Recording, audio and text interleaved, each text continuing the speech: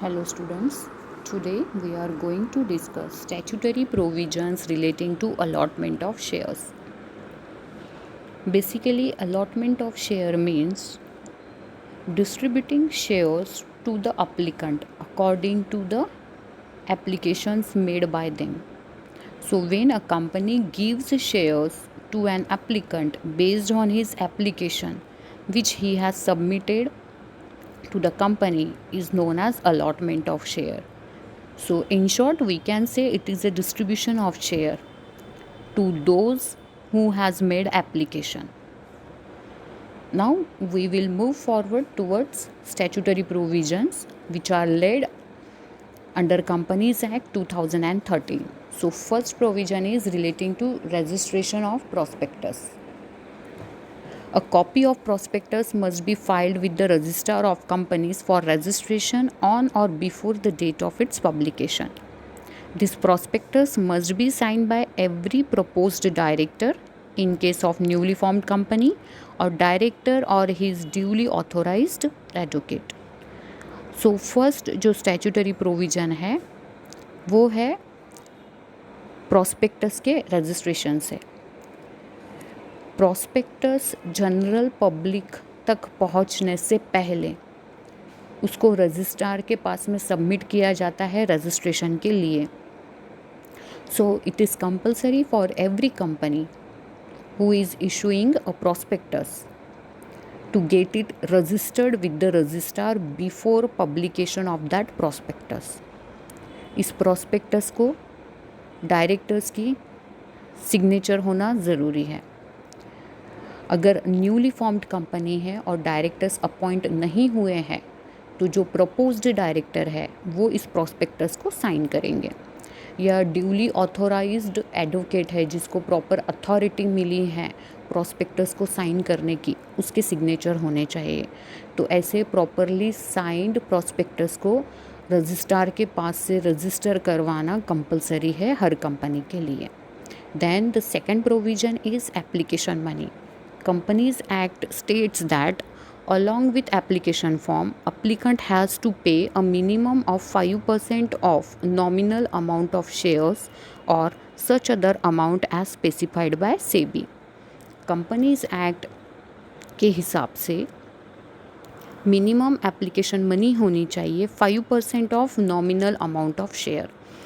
जितना company share issue कर रही है उसके 5% तक का मिनिमम 5% एप्लीकेशन मनी होना चाहिए according to companies act.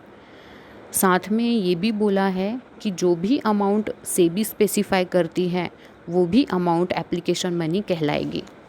So SEBI has specified for public companies the application money to be minimum 25% of nominal amount of share.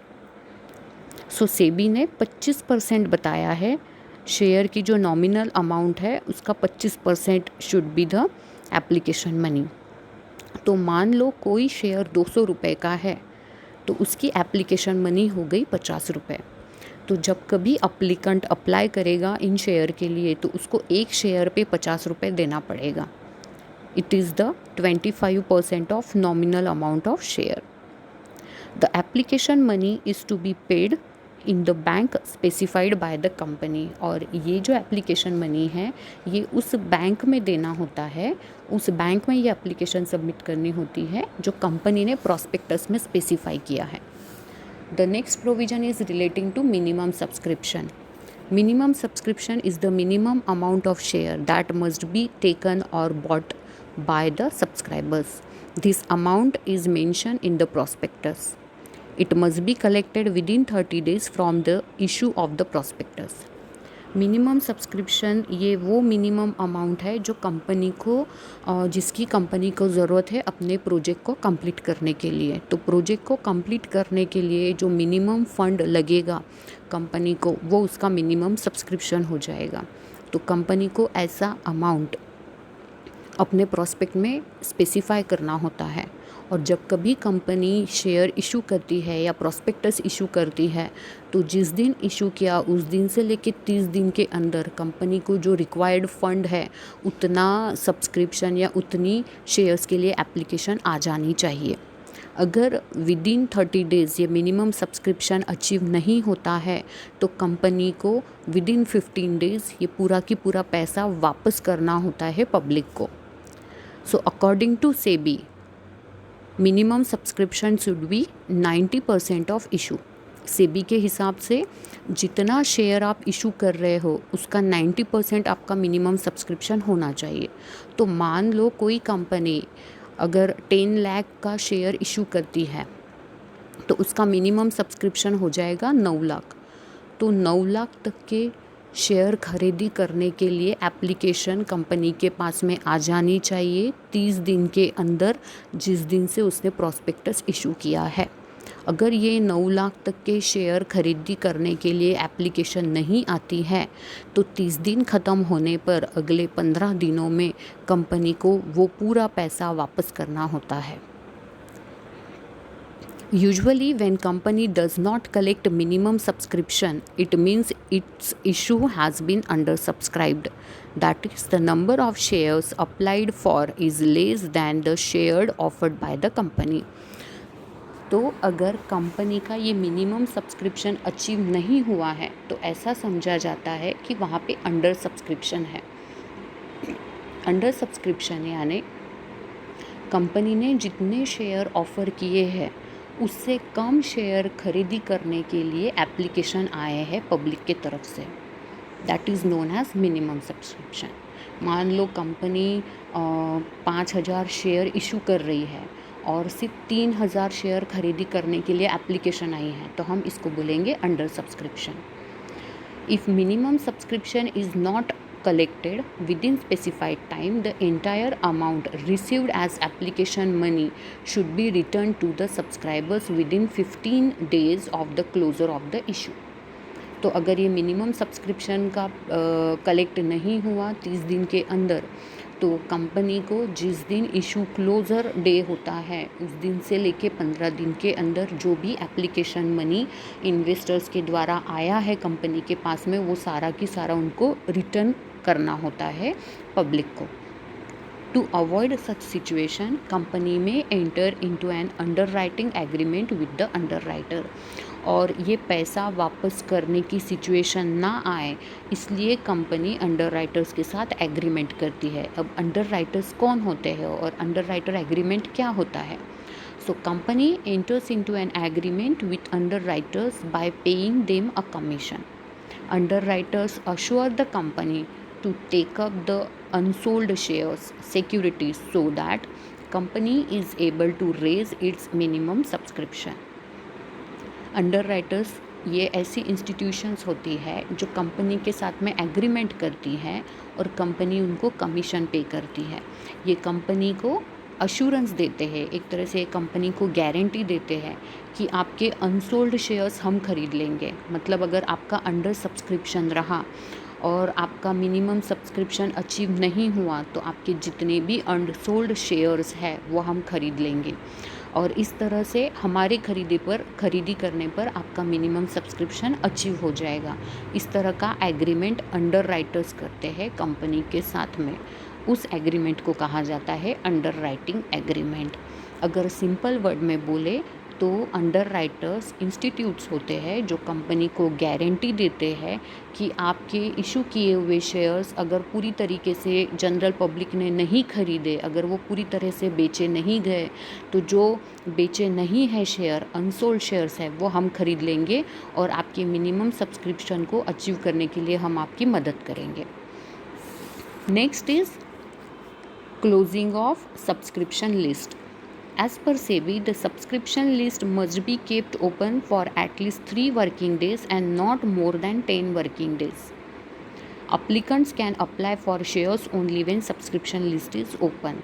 अब सब्सक्रिप्शन लिस्ट यानी इन्वेस्टर्स कितने दिनों तक अप्लाई कर सकते हैं, तो ये सब्सक्रिप्शन लिस्ट कब ओपन रहती है और कब क्लोज़ होती है, तो सेबी के हिसाब से सब्सक्रिप्शन लिस्ट कम से कम 3 दिन तक कम से कम 3 दिन और ज़्यादा से ज़्यादा 10 दिन तक ओपन रहनी चाहिए।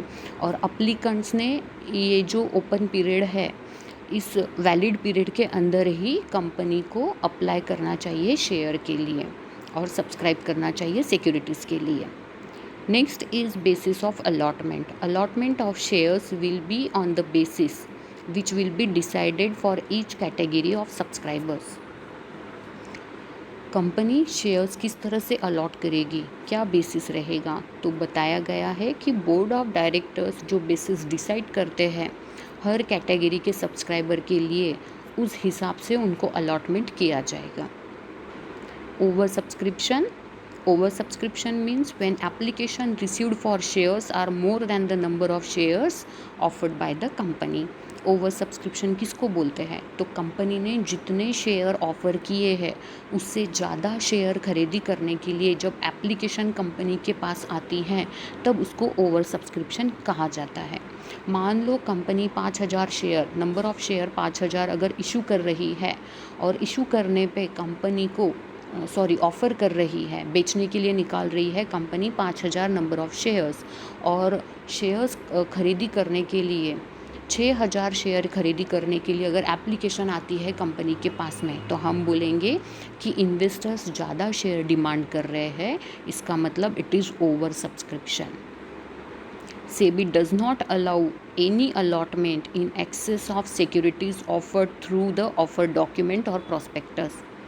However, it may permit to allot not more than 10% of net offer. SEBI जितना प्रोस्पेक्टस में आपने अमाउंट स्पेसिफाई किया है नंबर ऑफ़ शेयर का, उससे ज़्यादा शेयर अलॉट करने की परमिशन नहीं देती है.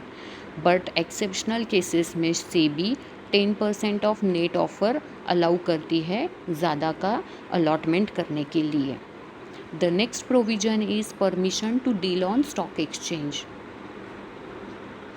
Every company before making a public offer shall apply to one or more recognized stock exchange to seek permission for listing its shares with them. यहाँ पर लिस्टिंग का मीनिंग है getting the name of company included in the official list of securities that can be traded on a stock exchange. मतलब company अपने आप से ही recognise stock exchange को application करेगी, उनसे परमिशन लेगी कि हमारी सिक्योरिटीज़ आपके स्टॉक एक्सचेंज पर लिस्टिंग पे लेके आइए, सो दैट वो वहाँ पर खरीदे और बेचे जा सके इन्वेस्टर्स के द्वारा. The prospectus shall mention the name of the stock exchange and the fact that an application for permission to list in that stock exchange has been made by the company. तो अगर कोई recognised stock exchange ने company को permission दे दी है, listing पे ले लिया है, तो उस कंपनी ने अपने प्रॉस्पेक्टस में उस स्टॉक एक्सचेंज का नाम लिखना चाहिए जहाँ पर वो लिस्टिंग पे है. और मान लो जिस समय प्रॉस्पेक्ट इशू हो रहा है उस समय कंपनी ने सिर्फ एप्लीकेशन की है और कंपनी को परमिशन अभी तक कोई स्टॉक एक्सचेंज से मिला नहीं है, तो कंपनी ने ये फैक्ट प्रॉस्पेक्टस में मेंशन करनी चाहिए कि एप्लीकेशन किया है लेकिन परमिशन अभी पेंडिंग है. अगर परमिशन नहीं मिली है और फिर भी प्रॉस्पेक्टस में अगर कंपनी ये मेंशन करती है कि रिकॉग्नाइज स्टॉक एक्सचेंज ने हमको परमिशन दे दी है और हम उसका रिकॉग्नाइज स्टॉक एक्सचेंज की लिस्टिंग पे है हमारी सिक्योरिटीज़, तो ये इलीगल माना जाता है. Next is appointment of manager to issue and various other agencies. Company has to appoint one or more merchant bankers to act as manager to public issue. Merchant bankers कौन होते हैं ये हम ऑलरेडी डिस्कस कर चुके हैं. ये company के जो न्यू इशू होते हैं उसको मैनेज करते हैं. It also has to appoint registrar to issue. Registrars to issue are the institutions that keeps a record of shareholders, debenture holders on behalf of company.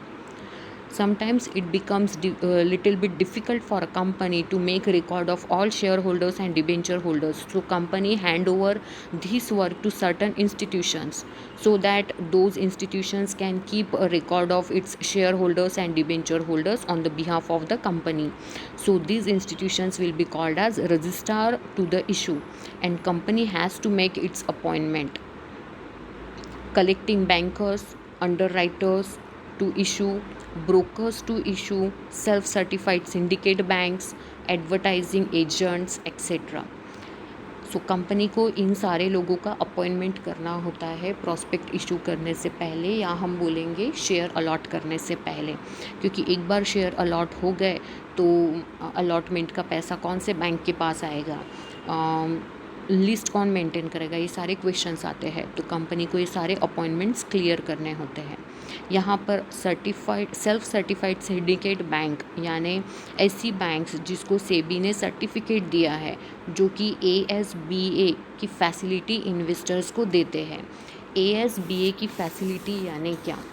So application supported by blocked amount, ये full form हो गया ASBA का, application supported by blocked amount. So it is an application made by an applicant to his bank to block application money in the bank account.